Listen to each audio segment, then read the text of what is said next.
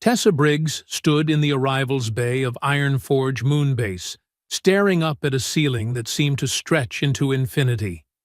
Metal girders crisscrossed overhead like the skeleton of some massive beast, and the air smelled like recycled oxygen mixed with cleaning solution and something she couldn't quite identify. Probably alien sweat, if aliens even sweated. Her duffel bag hung off one shoulder, containing everything she owned that mattered, which wasn't much. Around her, the other recruits were filing in, and, oh boy, what a collection they were! To her left, a Crexian towered at roughly 9 feet tall, scales gleaming like polished emeralds under the harsh fluorescent lights. It's his? Her? Breathing sounded like gravel being crushed in a cement mixer. To her right, something that looked like it had been assembled from spare parts and bad decisions shuffled past on 6 legs. 4 arms hung from its torso, each one ending in 3-fingered hands that clicked and clacked as it moved. An Olmoth, if her obsessive studying was correct. Further down the line, a being made entirely of what appeared to be living crystal caught the light and threw rainbow patterns across the walls. Hicks warrior had to be. They were supposed to be the fastest species in the coalition, capable of moving so quickly they blurred at the edges. And then there was Tessa. 5'4", 120 pounds, soaking wet. Brown hair pulled back in a regulation ponytail that was already coming loose. She'd been told she had an expressive face, which was polite code for, "You look like you're constantly 3 seconds away from making a sarcastic comment." Which, to be fair, she usually was. "Listen up!" Tessa's head snapped toward the voice before her brain even processed the words. Military instinct, maybe, or just survival reflex. Either way, every recruit in the bay went silent. Gunnery Sergeant Holloway stood on a raised platform at the far end of the arrivals area, and even from a distance, Tessa could tell he was carved from the same material as the moon base itself. All hard angles and 0 give. He was human, which surprised her for exactly half a second before she remembered that humans had been in the coalition for almost 2 decades now. Long enough to climb the ranks. Long enough to forget where they came from, apparently. "You are now the property of the Intergalactic Defense Coalition," Holloway announced, his voice carrying across the bay without need for amplification. Must have had some kind of vocal augmentation surgery. "For the next 6 months, you will eat when I tell you, sleep when I tell you, and breathe when I tell you. Your previous lives are irrelevant. Your species is irrelevant. Your feelings?" He paused, and Tessa swore she saw the corner of his mouth twitch. "Are especially irrelevant." A few nervous clicks and chirps rippled through the assembled recruits. Tessa kept her face neutral, but inside, a tiny voice was already whispering that this guy was going to be a problem. "You are here because your governments, your councils, your hive minds, or whatever the hell runs your homeworlds decided you were worthy of joining the finest military force in known space," Holloway continued. He began pacing along the platform, boots ringing against metal with each step. "I am here to prove them wrong." Oh, good, Tessa thought. A motivational speaker. "Look to your left," Holloway commanded. Tessa looked. The Crexian was looking back at her, its amber eyes unblinking and unsettling. "Look to your right." She turned. The multi-armed Olmoth had shifted its body to face her direction, though she wasn't entirely sure which end was its front. "Chances are, one of you won't make it through the first month," Holloway said cheerfully. "Statistics say 3 of you will wash out by month 3, and if you're very lucky, maybe half of you will actually graduate." He stopped pacing, stood perfectly still in the center of the platform, let the silence stretch until it became uncomfortable, then pushed it a little further, just because he could. "But let's be honest," he said, and his eyes began scanning the crowd. "Some of you don't stand a chance." Tessa felt his gaze land on her before she saw it. It was like being pinned under a microscope. She met his stare, kept her expression blank, and absolutely did not look away first. "Big mistake. You," Holloway pointed directly at her. "Front and center. Now." Every eye in the bay turned to watch as Tessa made her way through the crowd. The other recruits parted like she was contagious. Maybe she was. Maybe stupidity was transmissible, because only an idiot would have maintained eye contact with a drill sergeant on day one. She stopped at the base of the platform, tilted her head back to meet Holloway's gaze. Up close, she could see the scars crossing his face, thin white lines that spoke of close calls and near misses. His eyes were gray, cold, and completely devoid of anything resembling mercy. "State your name and homeworld," he said. "Tessa Briggs, Earth, Sol System." "Tessa Briggs, from Earth," Holloway repeated, somehow making her name sound like an insult. "Tell me, Tessa Briggs from Earth, why did you join the coalition military?" Standard question. She'd prepared for this. To serve, Gunnery Sergeant. To protect coalition interests and— Wrong. Holloway cut her off with the casual brutality of someone swatting a fly. "You joined because you wanted adventure, glory.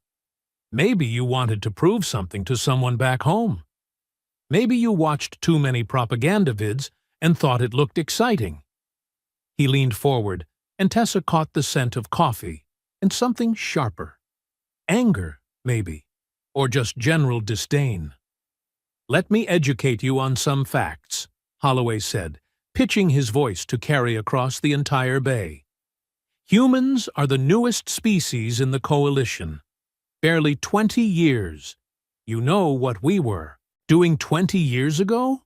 Killing each other over lines on maps and whose imaginary friend was better? We're primitive. We're emotional. We're physically inferior to almost every other member species." Tessa's jaw clenched. She forced it to relax. "You see that Crexian over there?" Holloway gestured toward the scaled giant. "Brock could tear you in half without breaking a sweat. That Ulmoth? Kix can process tactical information at 4 times your speed with 4 times your limbs to execute it. And don't even get me started on Lux over there. That Hicks warrior could run circles around you so fast you'd think there were a dozen of them." He straightened up, crossed his arms over his chest. "So tell me, Tessa Briggs from Earth, what exactly do you bring to this table? What's your edge? Your advantage?" Tessa considered her options. She could give him the answer he wanted. Some humble platitude about determination, or heart, or whatever. She could shut up and take the abuse. Or she could be honest. "I read the manual," she said. Holloway blinked. "Excuse me?" "The training manual. All 6,000 pages. Also the tactical database, the species compatibility guides, and the complete service history of the coalition military, going back to its founding." Tessa shrugged. "Figured it might come in handy." For exactly 3 seconds, nobody moved.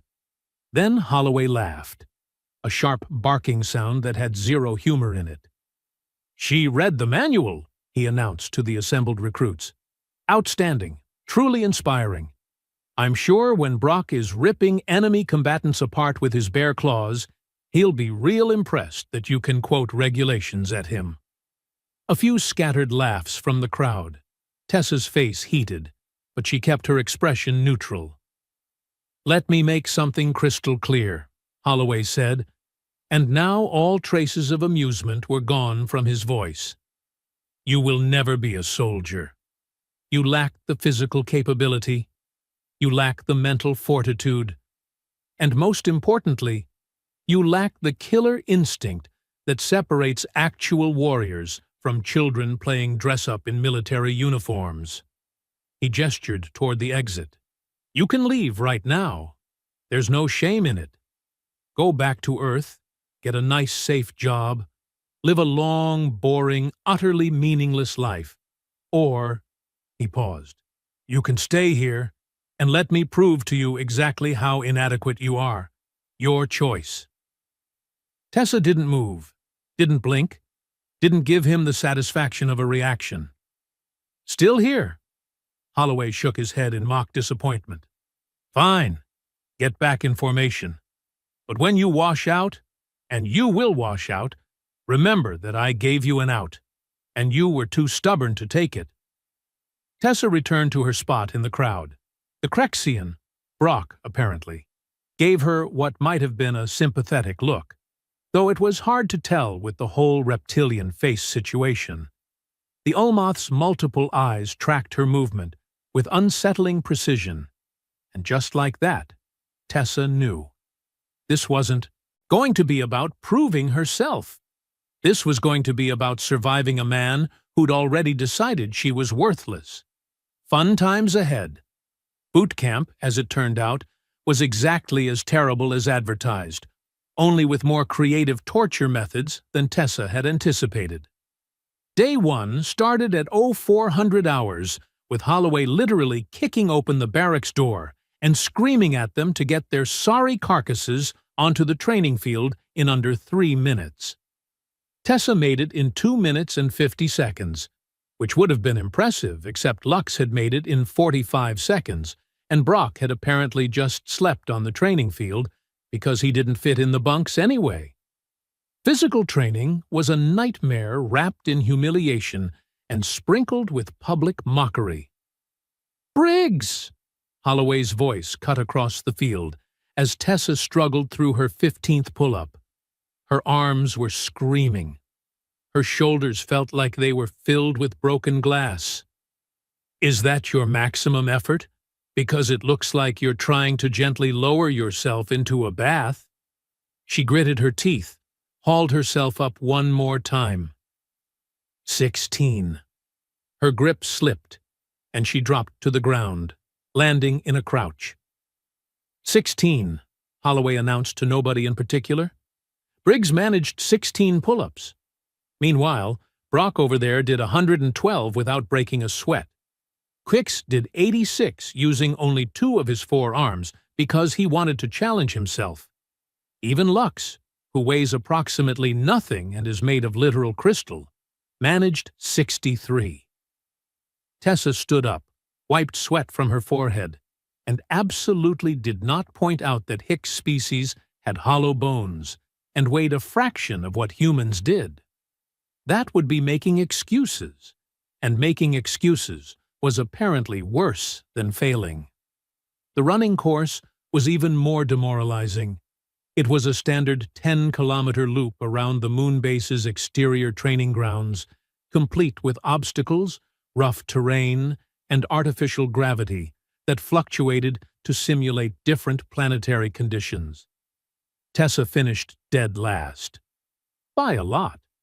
Lux crossed the finish line in just under 20 minutes, moving so fast that Tessa only caught glimpses of crystalline form blurring past obstacles.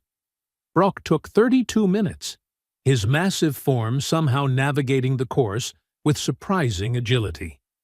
Kicks clocked in at 28 minutes. Tessa stumbled across the finish line at 49 minutes, legs shaking, lungs burning, vision swimming at the edges. Holloway was waiting for her. Of course he was. 49 minutes, he said, consulting his datapad. Briggs, do you know what the coalition minimum standard is for this course? She knew. 35 minutes, Gunnery Sergeant. 35 minutes. You missed it by 14 minutes. That's not even close. That's not, I almost had it. That's, I'm fundamentally incapable of performing this basic task. Tessa bent over, hands on knees, trying not to throw up. I'll do better tomorrow, Gunnery Sergeant. No, Holloway said flatly. You won't, because you can't. This is your ceiling, Briggs. This is your maximum capability. And it's not good enough. It will never be good enough. He walked away, already barking orders at the other recruits. Tessa straightened up, wiped her mouth, and looked at the course. Tomorrow, she thought. Tomorrow she'd shave off 2 minutes. Maybe 3, if she figured out a better route through the obstacle section. The thing nobody seemed to understand about humans, or about Tessa specifically, was that "you can't" wasn't a statement of fact. It was a challenge, and she'd been hearing it her whole life. Week 1 was a masterclass in creative humiliation. Holloway had apparently made it his personal mission to prove that Tessa didn't belong, and he approached this task with the dedication of an artist. Combat training? She got paired against Brock for hand-to-hand. It lasted 8 seconds before she was flat on her back, staring at the ceiling, pretty sure she'd cracked a rib. Holloway's response was to make her go again, and again, and again. By the 5th round, she'd learned to dodge the initial rush. By the 10th, she'd figured out that Brock's tail was his balance point. By the 15th, she managed to stay on her feet for a full 30 seconds before getting knocked into next week. "Progress," Holloway said, and it sounded like he was chewing glass. "From utterly useless to merely pathetic. Inspiring stuff, Briggs." Weapons qualification was a different kind of disaster. The Coalition used standardized plasma rifles designed to be ergonomic for multiple species morphologies. This meant they were perfectly suited for nobody, and awkward for everybody. Except apparently, Tessa was more awkward than most. "Your stance is wrong," Holloway informed her on day 3. "Your grip is wrong. Your breathing is wrong. I'm starting to suspect your entire existence is wrong." "Yes, Gunnery Sergeant," Tessa replied, because what else was she supposed to say? But here's the thing about weapons. They followed rules. Physics, mathematics, predictable trajectories. Tessa might not be strong or fast, but she could learn patterns. She could calculate angles. She could adjust for recoil and compensate for drift. By the end of week 1, her scores had climbed from catastrophically bad to mediocre, which wasn't good, but it was improvement, and improvement was something. The barracks at night were interesting. Turns out, bunking with multiple alien species came with challenges nobody had really prepared her for. Brock's snoring sounded like a combustion engine dying. Kix didn't sleep at all. Apparently, Olmoth's entered a rest state while still partially conscious, and he spent the nights reorganizing his gear with all 4 hands, creating a constant clicking sound that made sleep nearly impossible. And Lux? Lux glowed in the dark, just faintly, but enough that Tessa felt like she was trying to sleep in a room with a nightlight that occasionally hummed at frequencies that made her teeth ache. But nobody quit. Not even Tessa, despite Holloway's daily predictions of her imminent failure. "You're still here," he observed on day 8, sounding genuinely surprised. "I'll be honest, Briggs, I had you pegged for a 3-day washout. Maximum." "Disappointed, Gunnery Sergeant?" Tessa asked, then immediately regretted it. Holloway's smile was all teeth and no warmth.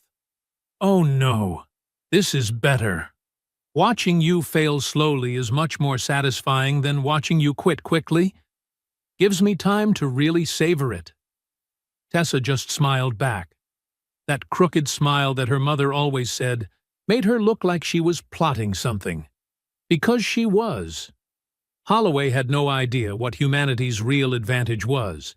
It wasn't strength or speed or superior technology. It was spite.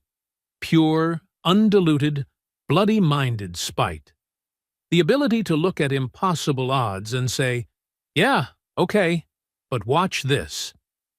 Week 2 started with environmental training, and that's when things got interesting. Week 3 arrived with all the subtlety of a meteor impact, which was fitting because the first major test was survival training in conditions that could charitably be described as actively homicidal.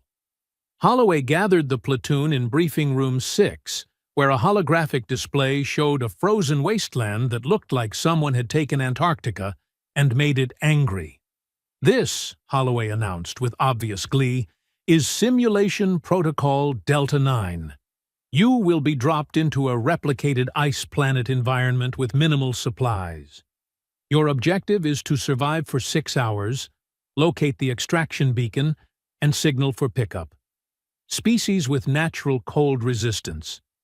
He glanced at Brock and 2 other Crexians. "Will have environmental handicaps applied to level the playing field." Tessa studied the hologram. Wind speeds topping 200 kilometers per hour. Ambient temperature of -80 degrees Celsius. Terrain that was equal parts jagged ice formations and hidden crevasses. "Oh, and one more thing," Holloway added, almost as an afterthought. "The simulation includes predator protocols, automated defense drones programmed to hunt you, because if you can't handle a training exercise, you sure as hell can't handle actual combat." The other recruits shifted nervously. Tessa just grinned wider.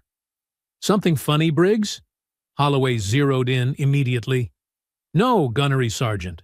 Just looking forward to it." His eyes narrowed. "We'll see how much you're enjoying yourself when you're hypothermic and being chased by murder bots." Turned out, Tessa enjoyed it quite a bit. The simulation dropped her in a shallow valley surrounded by ice cliffs that groaned and creaked like living things. Wind hit her immediately, even through the thermal suit, Coalition standard issue, designed for moderate cold, but definitely not this. Most recruits would panic. Some did. She could hear scattered comm chatter as people tried to figure out what to do first. Tessa looked up, spotted an overhang about 15 meters away, and started moving. Not running, because running in this terrain was asking to break an ankle. Steady, deliberate steps, testing each footfall before committing her weight. She reached the overhang and started digging. The ice here was different, more compact, less prone to shattering. She could work with this. 30 minutes later, she had a shelter. Not fancy, but functional.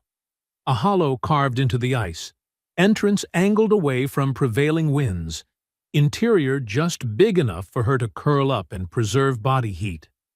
Now, for fire. The emergency pack included a thermal starter, but those were designed for standard atmospheric conditions. This cold would drain its power cell in minutes. Useless. But the pack also included signal flares. And signal flares burned hot. Tessa pulled one out, cracked it open carefully, and extracted the combustion compound. Mixed it with shavings from the thermal insulation in her suit, which would keep her less warm, but would burn beautifully. Added fragments of the emergency rations wrapper, which was made from some kind of petroleum-based polymer. The resulting fire was small, smoky, and probably violated a dozen safety regulations.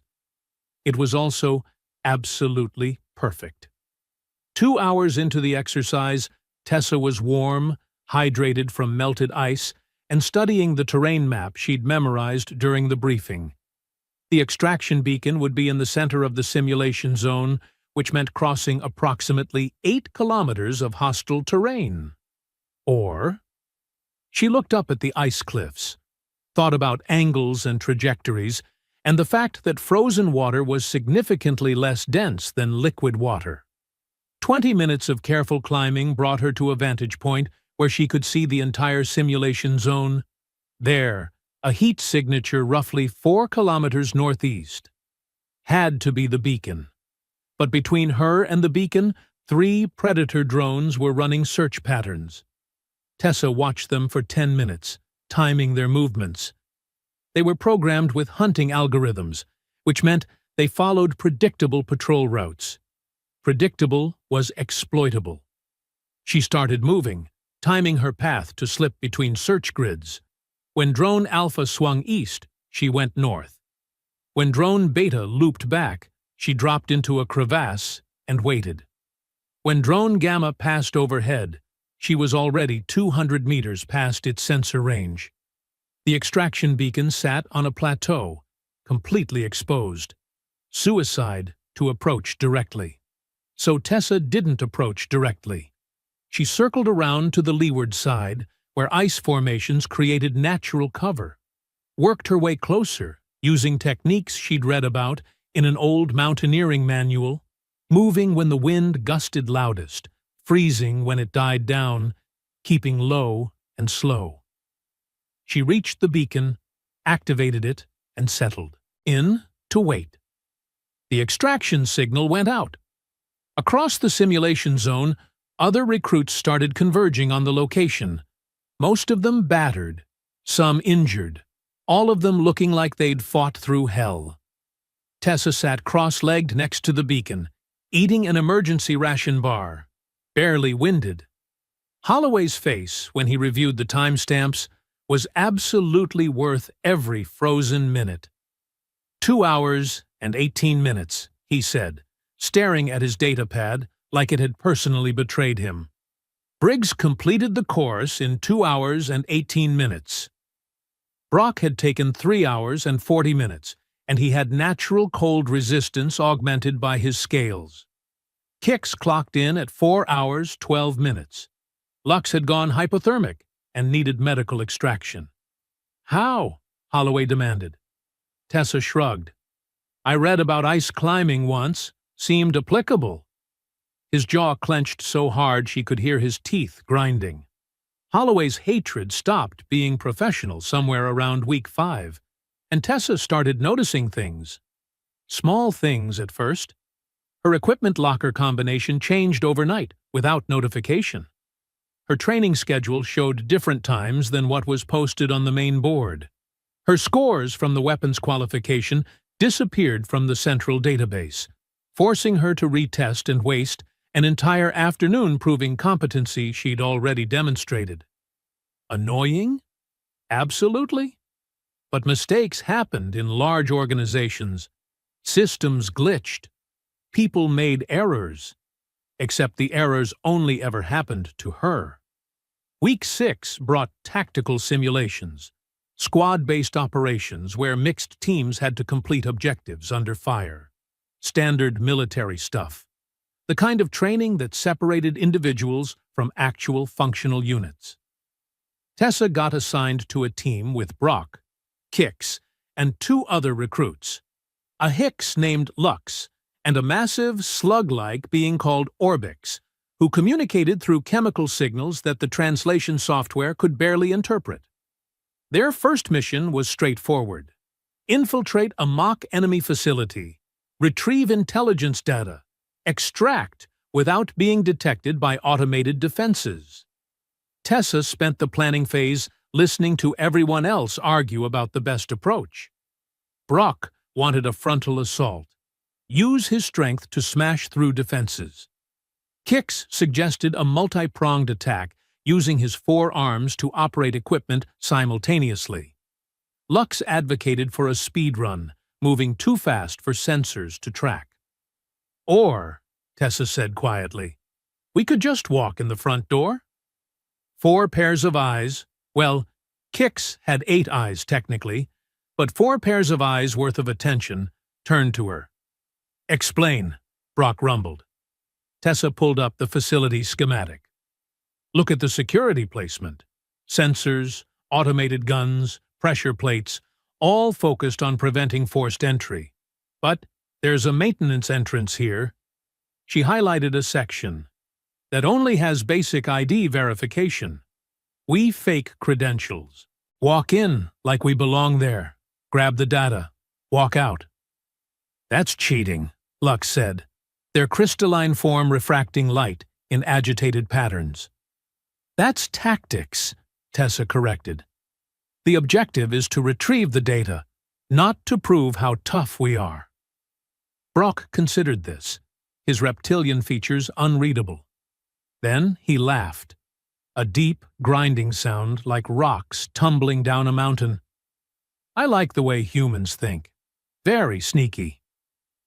They used Tessa's plan, walked in the front door with forged credentials that Kix manufactured using his superior processing speed, retrieved the data while Lux ran interference by creating false sensor readings, walked out 23 minutes later without firing a single shot. Holloway watched the playback with an expression that could have curdled milk. "You were supposed to demonstrate combat capability," he said flatly.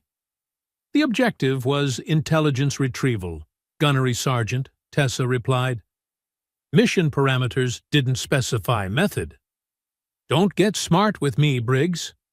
"Wouldn't dream of it, Gunnery Sergeant." His eyes promised retaliation. Tessa's smile promised she was ready for it. The retaliation came during the zero-gravity hostage rescue simulation. The scenario was nasty. Hostile forces holding coalition civilians in a disabled space station, life support failing, limited time before everyone suffocated. High-stress situation designed to test decision-making under pressure. Tessa's team launched with standard boarding equipment: magnetic boots, short-range weapons, emergency atmosphere units. Everything by the book. Except her equipment malfunctioned the moment they breached the station hull. Magnetic boots failed. She went tumbling through the zero-G corridor, bouncing off walls, completely disoriented. Her weapons targeting system flickered and died. Her comm unit filled with static. Meanwhile, the rest of her team pushed forward, unaware she was having problems because her comm was down and they were focused on the mission clock. Tessa stopped panicking. Panic in zero-G was suicide, and started thinking. She couldn't navigate with magnetic boots. Fine. Humans evolved in gravity, but humans also figured out how to move in zero-G decades before joining the coalition. She'd read about it, studied the techniques. She stopped fighting the tumble and started controlling it. Used wall impacts to redirect trajectory. Spotted a ventilation duct, too small for most species but perfectly sized for a human, and kicked off toward it. The duct system ran throughout the station. She followed it by touch in the darkness, using the vibrations from her team's movement to track their position. Mapped the layout in her head, comparing it to the schematic she'd memorized. The hostiles were holed up in the command center. Her team was preparing to breach through the main entrance, exactly what the enemy expected, exactly where the defenses would be strongest. But ventilation ducts went everywhere, including the command center. Tessa emerged from a ceiling vent directly above the hostile position, dropped down, being relative in zero-G, and fired her malfunctioning weapon on manual override. The targeting system was dead, but the firing mechanism worked fine, and at this range, she didn't need computer assistance. 3 simulated hostiles down in under 5 seconds. The rest of her team breached moments later to find the situation already resolved. "How did you—" Kix started. "Air ducts," Tessa said simply. "Nobody ever expects air ducts." Brock's rumbling laugh filled the comm. "Humans are terrifying." Holloway's face during the debrief was a masterpiece of suppressed rage. "Your equipment failed." "Yes, Gunnery Sergeant." "Multiple critical systems simultaneously malfunctioned." "Apparently so, Gunnery Sergeant." "And yet you completed the objective anyway." "The mission comes first, Gunnery Sergeant. You taught us that." The other instructors were reviewing the simulation data, murmuring amongst themselves. One of them, a Hicks named Instructor Kell, spoke up. "Gunnery Sergeant, the equipment failure seems statistically improbable. Perhaps we should investigate—" "Equipment fails," Holloway cut him off. "That's why we train, so soldiers can adapt when things go wrong." Briggs adapted. Mission complete. Dismissed. But Tessa caught the look that passed between Kell and another instructor. They'd noticed. They suspected. After the debrief, Brock cornered her in the corridor. Your equipment didn't malfunction. It wasn't a question. Nope, Tessa agreed. Holloway sabotaged it. Also not a question. Probably. Brock's claws flexed, scraping against the metal wall. That is dishonorable. In Crexian culture, we would challenge him to ritual combat for such offense. And you'd win, because you're about 4 times his size and covered in natural armor, Tessa pointed out. But then you'd get court-martialed for assaulting a superior officer, and Holloway would still be here making everyone else's life miserable. So what do you do? Tessa smiled that crooked smile. I prove he's wrong, about everything, until he can't ignore it anymore. Week 8 brought the marksmanship qualification, the test that would determine whether recruits were combat-ready or needed remedial training. The course was brutal. Targets at varying distances, moving at different speeds, simulating different environmental conditions. Wind, rain, low visibility, high-stress scenarios. Recruits had to hit at least 80% of targets to pass. Most species had advantages. Crexians had predator eyesight. Hicks had reaction speeds that made everything else seem slow. Ulmoths could track multiple targets simultaneously, with their multiple visual processing centers. Humans had binocular vision, pattern recognition, and the ability to throw things accurately, an evolutionary holdover from when their ancestors needed to hit prey with rocks. Tessa stepped up to the firing line, checked her weapon. No sabotage this time, Holloway was watching, and waited for the course to begin. Targets appeared. She fired, and fired, and fired. Her hands moved with mechanical precision. Target acquisition, breath control, trigger squeeze. Every movement economical, efficient, no wasted motion. She'd studied the ballistics data, memorized the weapon's recoil pattern, calculated how plasma bolts traveled through different atmospheric conditions. The other recruits stopped their own qualifications to watch. Brock hit 86%. Excellent score. Quicks managed 91% using predictive algorithms. Outstanding. Lux blazed through at 96%, their crystal form vibrating with pride. Tessa's score flashed on the board, 99.2%. Silence fell across the range. Holloway stared at the scoreboard like it had grown teeth and bitten him. Run it again. Gunnery, Sergeant? I said run it again, Briggs. Obviously a scoring error. Tessa ran it again. 99.4%. Again. 99.1%. The range record, held by some legendary coalition sniper for the past 15 years, was 98.6%. Tessa had just broken it. 3 times. Holloway's jaw worked like he was chewing something bitter. Dismissed, he managed finally. As Tessa walked off the range, Kix fell into step beside her. I calculated the probability of your performance, he said, all 4 arms gesturing animatedly.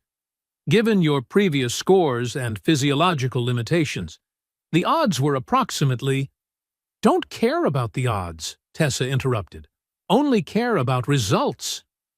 Behind them, Lux's crystalline laughter chimed like bells. I am beginning to understand why the Coalition accepted humans. You are all completely insane.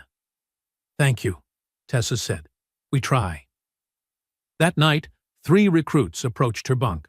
Brock, Kix, and Lux, her squad, though nobody had made it official. We know Holloway's sabotaging you, Brock said without preamble. Tessa sat up.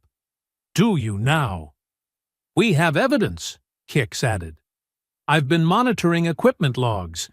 Your gear failures have a 99.8% correlation with his access to the supply systems. We want to help, Lux said. Report him. Get him removed." Tessa looked at the three of them. Different species, different worlds, united by a sense of fairness that apparently transcended biology. "I appreciate that," she said carefully.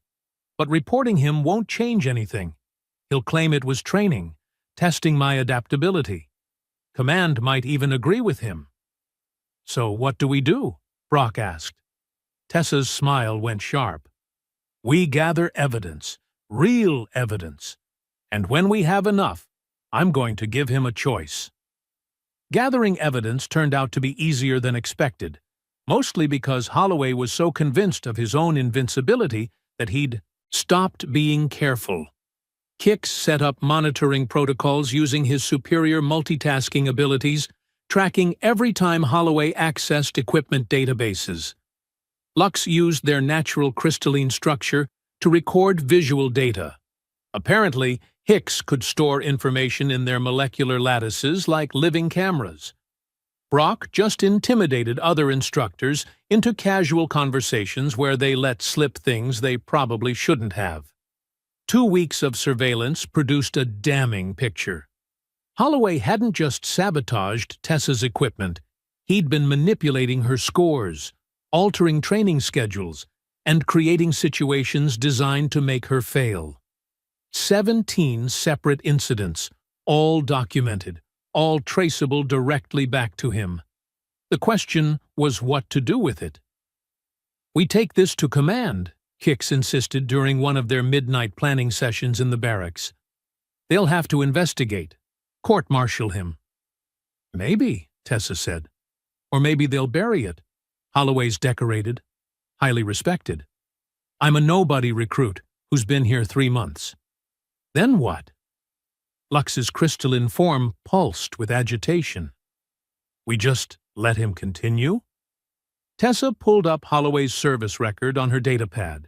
She'd been studying it for weeks now, piecing together the story behind the hatred. Battle of Proxima Station. 6 years ago. Coalition forces defending against pirate raiders. Holloway's unit took heavy casualties. 38 soldiers lost. The survivors' reports all mentioned the same thing. Human Command made a tactical call that Holloway disagreed with. Ordered a retreat when he wanted to hold position. His unit got caught in the crossfire during withdrawal. "He blames humanity for their deaths," Tessa said quietly. "He thinks we're reckless, arrogant, unworthy of being in the coalition military." Brock's claws scraped against the metal bunk frame. "That doesn't justify what he's doing to you." "No, it doesn't, but it explains it." Tessa looked up at her squad, her friends, though she'd never said it out loud. "I'm going to confront him, privately. Give him a choice." "That's suicide," Hicks said flatly. "That's opportunity," Tessa corrected. "Look, Holloway's a decorated soldier. He's also a broken man who's been carrying rage for 6 years.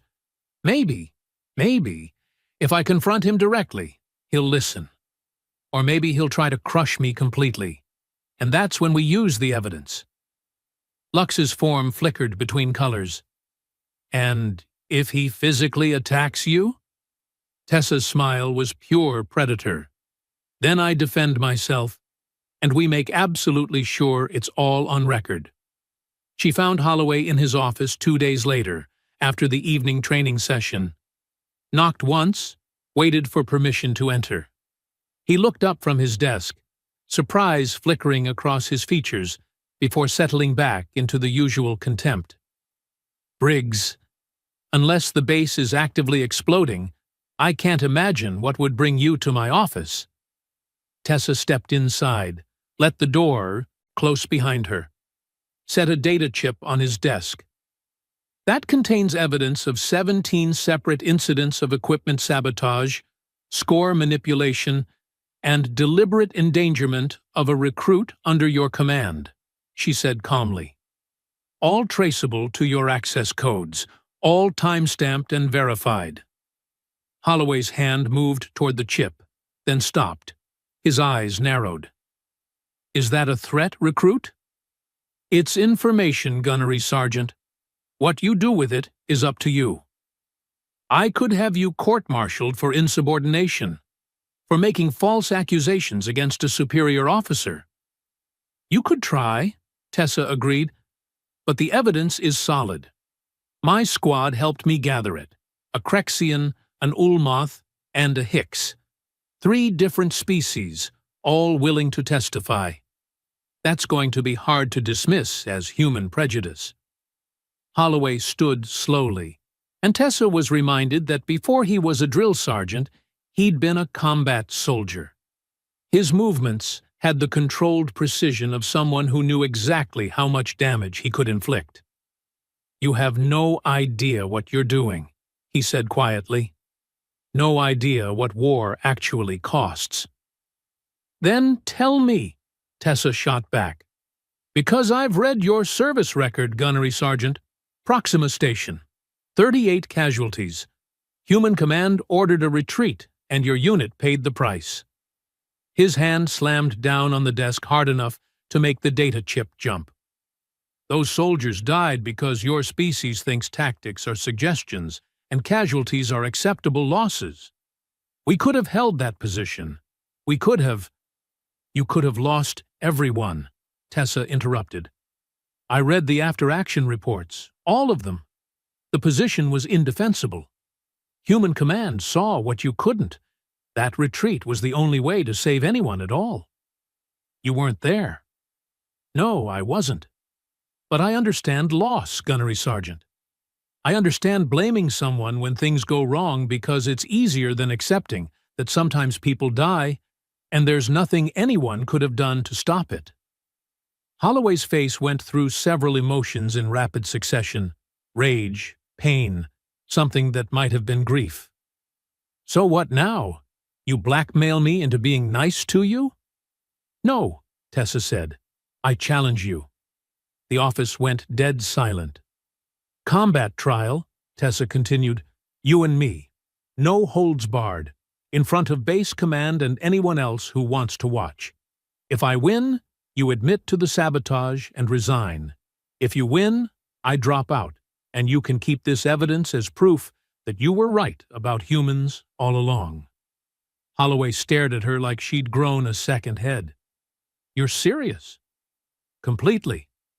Briggs, I outweigh you by 50 kilos. I have 15 years of combat experience. I've won tournament championships in 3 different sectors." "I know. I read your file, remember?" "I will destroy you." Tessa's crooked smile was back. "Probably. But here's what you don't understand about humans, Gunnery Sergeant. We're not the strongest species. We're not the fastest. We're not even particularly smart compared to some of the others. But we are the most stubborn. And sometimes stubbornness is enough." Holloway sat back down, studying her with new intensity. "Why? Why does this matter so much to you?" "Because you told me I'd never be a soldier," Tessa said simply. "And I really, really hate being told what I can't do." He laughed, an actual laugh this time, with real humor in it. "You know what? Fine. Tomorrow, 1800 hours, Combat Deck 3. I'll even make it official through proper channels, so nobody can claim it was off the books." "Appreciated, Gunnery Sergeant." "Briggs, I meant what I said. I'm going to destroy you." "You can try, Gunnery Sergeant. You can absolutely try." Word spread through the base like wildfire. By 1800 hours the next day, Combat Deck 3 was packed. Command officers, instructors from other platoons, recruits from every training cycle. Everyone wanted to see the human recruit who'd challenged Holloway to single combat. Tessa stood in her corner of the mat, stretching muscles that were already sore from morning training. Across from her, Holloway was doing the same, his movements economical and practiced. Brock pushed through the crowd, Kix and Lux trailing behind him. "Last chance to back out," the Crexian rumbled. "No shame in it." "Yes, there is," Tessa corrected. "And anyway, I've got a plan." "Does your plan involve not getting killed?" Lux asked, their crystalline form refracting light in worried patterns. "It involves not losing. Close enough." The referee, a neutral instructor Tessa didn't recognize, called them to center mat. "Rules are simple. Full contact combat. Fight ends with knockout, submission, or inability to continue. Medical team is standing by. Any questions?" Holloway shook his head. Tessa did the same. "Then begin." Holloway moved first, closing the distance with professional efficiency. No wasted movement, no telegraphing his intentions. His first strike was a jab aimed at her solar plexus, testing her reflexes. Tessa slipped it by centimeters, felt the air displacement as his fist passed. Didn't counter, just created distance. They circled. Holloway feinted left, came in right, with a combination that would have ended the fight if it connected. Tessa blocked the first two strikes, ate the third one on her shoulder, better than her face, and rolled with the impact. The crowd murmured. This wasn't the immediate beatdown they'd expected. Holloway pressed the advantage, throwing combinations that forced Tessa into a defensive posture. She gave ground steadily, blocking what she could, deflecting the rest, taking hits on non-critical areas when she had no choice. 2 minutes in, her lip was split and bleeding. 3 minutes, she was pretty sure her ribs were bruised. 4 minutes, her left eye was swelling shut. But she was still standing, still moving, still fighting. And Holloway was getting frustrated. Tessa could see it in his technique. Strikes coming harder but less precise. Combinations getting more aggressive but more predictable. He was used to opponents who either matched his strength or folded quickly. Tessa was doing neither. She was surviving. And that's when she remembered something Brock had told her during training. In Crexian combat philosophy, we say the warrior who controls their breathing controls the fight. Holloway overcommitted to a finishing blow. Muscle memory from old battles, old trauma, making him sloppy. Tessa didn't dodge. She moved into it, taking the hit, but getting inside his guard where strength didn't matter. Crexian joint lock from Broke. Olmoth pressure point from Kix. Hicks speed burst from Lux. Everything her squad taught her, compressed into 3 seconds of controlled chaos. Then, pure human spite. A headbutt that split her own forehead open, followed by an uppercut that connected with his jaw with surgical precision. The crack echoed across the silent deck. Holloway dropped. Tessa swayed, vision blurring, then sat down hard beside him. Medical rushed in. The crowd erupted. Later, in medical, Holloway woke to find Tessa reading beside his bed, jaw wired shut. She looked up. "For what it's worth, I didn't want to hurt you." He grabbed a datapad, typed slowly. "You proved your point." "We both did," Tessa said. "Humans belong. But so does remembering the cost." He nodded once, understanding, if not forgiveness. 3 months later, Tessa graduated top of her class. Holloway watched from the crowd, jaw healed, transferred to advisory. She'd never be just a soldier. She'd become something better, proof that stubborn beats strong every single time.